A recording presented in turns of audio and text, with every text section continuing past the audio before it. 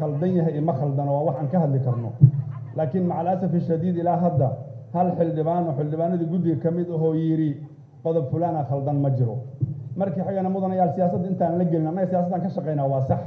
waxa hadda xildhibaano badan oo golihii wasiirada ka mid ahna ay u qaylinayaan ayagoona waxba iska hubinin waa arrin siyaasadeed ma aha arrin ama sharci ah ama technical ama aha ani waxaan aaminsanahay meeshan waxa ku qoran waxa weeyo warbixin xisaabeed baa ku qoran xagee naga soo gashaa siyaasadda waxa ka mid ah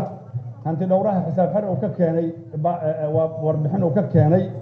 gobolka Banaadir ayadoo sideedii ay taalaa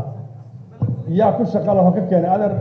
aamus waxyar khayr la ku siiya kama dheeree mudanayaal marka ku eeko fadlan lama guda gelin content lama guda gelin mudanayaal marka waxa weeyo annaga sideenaba guddiga wuxuu keenay waa maamul khaldan iyo xisaabaad khaldan oo laba lagu daray 4 ah oo la leeyahay meeshan laba lagu daray 3 baa qoran iyo ma jirto ee way jirtaa وانا wax laga doodi karo oo u baahan in si sahlan loo fahmo arinta siyaasadda waxaan aaminsanahay inay ka horeyso sharciga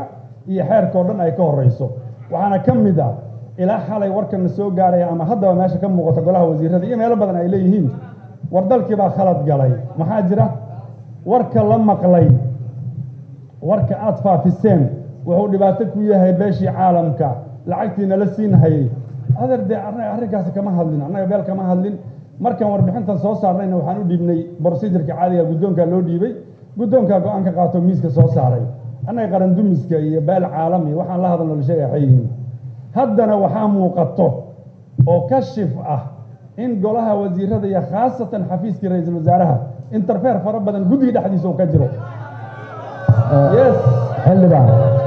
fiir أنا كتشواب يا رجال فريسان سأبو بدون مرتدى فريس وريا. فحنا وصلنا قفنا الميزان. حل بعد. هذا الكوحان إذا كيدين سينا يا متقع. يا.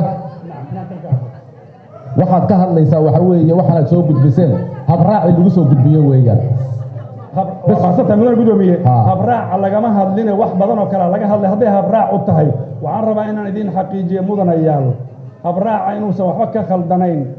rag badan oo ka hadlay xubno badan oo meesha ka hadlayna ay fadhiyeen laakiin waxaan rabaa inaan ku noqdo hal qodob ku soo gabagabaynaya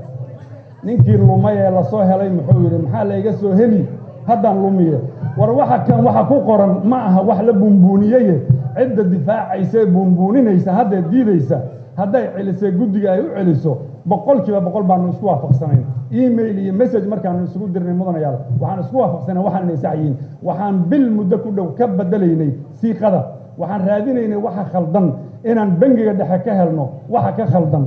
meel waliba on geli karnaan u galnay waxaan qabaa habraacana sax buu ahaa doodaana way saxnayd walaalaha iyo xildhibaanada maclaasif shadiid gruubka ah oo diidayna way khaldan yihiin ma dhihi karo oo aragtidooda ka hadleen waxaan meesha u joognaa waa mahadsantihiin